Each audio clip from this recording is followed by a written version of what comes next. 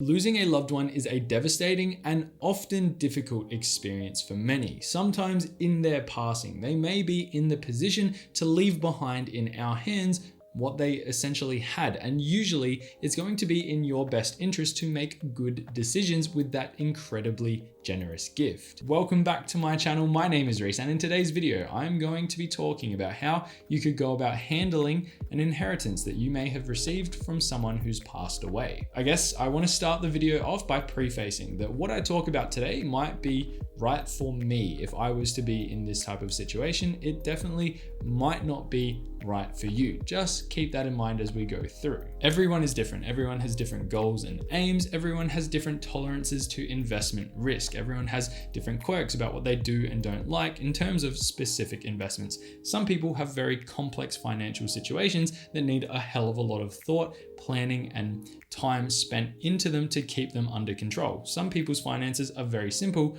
and there isn't a hell of a lot of upkeep or expensive upkeep that gets factored into how they manage money. Secondly, inheritances can come in all different shapes and sizes. I'm talking about things like cash, property, shares, crypto, and personal belongings, just to name a few of the more common ones. Depending on where you live in the world, that inheritance may be subject to tax. So make sure that before you go and spend any of the funds that you obtain, that you understand what that bill might look like, and an accountant is probably going to be the person you should be speaking to get a better understanding of what that might look like. If the sum is large enough, I would absolutely be seeking independent financial advice. For what is a small fee compared to the security of knowing that your money is being used wisely, that is something that would be on my mind absolutely if that number was well and truly into the hundreds of thousands. Sound financial advice will not only get you going in the right direction, but it also might save you from making a mistake with your money, especially if you're someone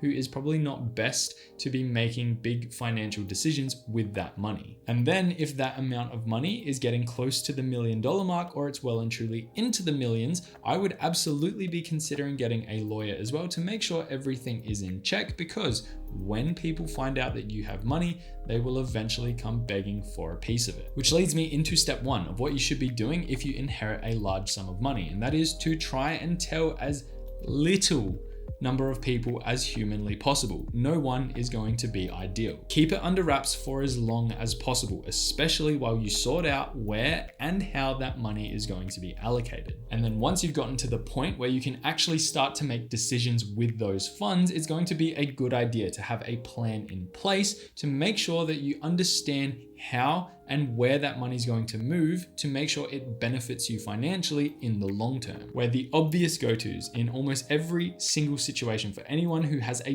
basic understanding of general finance, they are going to recommend, I'm going to reiterate it, they're going to recommend that you have your emergency fund padded to what I would say right now at this point in time would be somewhere between 6 and 12 months of living expenses at a very bare minimum. Make sure any high interest debt is paid off, including things like personal loans, credit card debt, or any type of car loan you may have. Depending on the amount that you owe, potentially if you have a mortgage on a property, you could consider paying a portion of that off as well. Even stashing some of that money in an offset account to reduce interest paid to the bank is going to do wonders for your future self and your finances. If you don't own a property but would like a place to call home, this is also going to potentially open up the doors for you to make a decision like this. I'll caveat that by saying before you go and spend that money willy-nilly, make sure you have the income to support whatever debt is going to be left over, and even just the costs in general associated with maintaining a property. It is not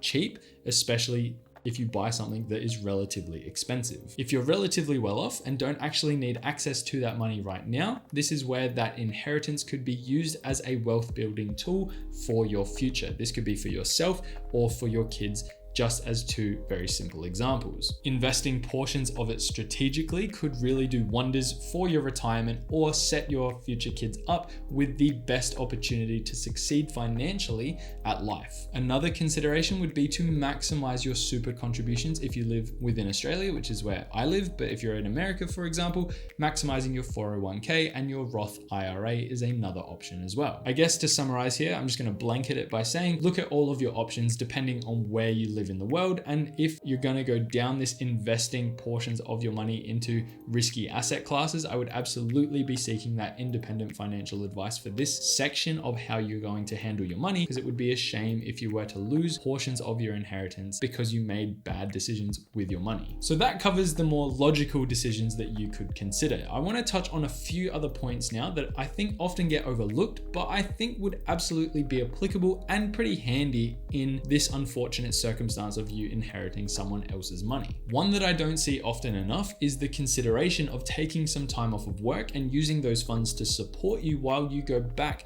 to study, where that career path that you might go down after studying could put you in a better overall position for your life in general. A degree might not hold the same weight that it used to when referring to white collar professions. However, I can assure you that most of my friends in white collar professions right now are doing pretty well for themselves. If it is something that you've wanted to do for a long time but haven't had the opportunity because of financial limitations, this is something I would absolutely consider doing. The other thing that I would also be keeping in mind is that irrespective of the sum you inherit, you are most likely going to want to spend a portion of it. It might sound counterintuitive, but that money might go towards a holiday, potentially a home renovation or a new luxury purchase. It's okay to spend money. You should spend a portion of it because that's going to keep you at bay if you have a plan for how that money is going to be spent.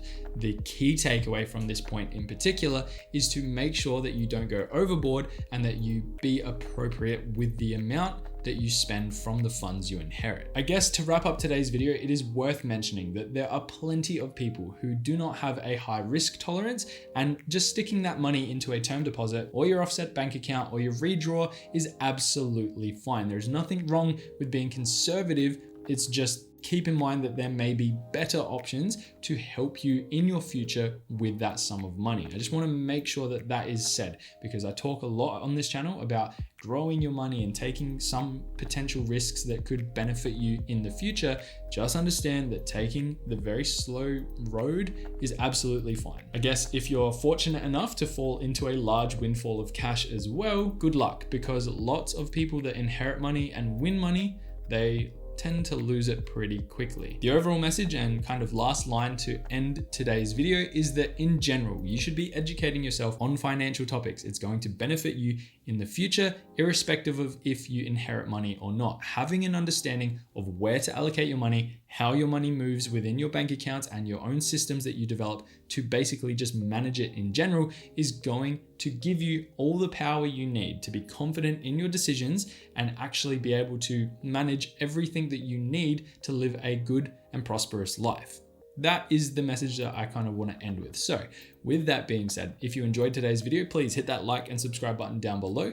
Don't forget to check out any of the other videos that you might find interesting on the channel. There's plenty of them to go through, and I will leave you there. Have a good day, have a good week. And as always, I will see you in the next one. Bye for now.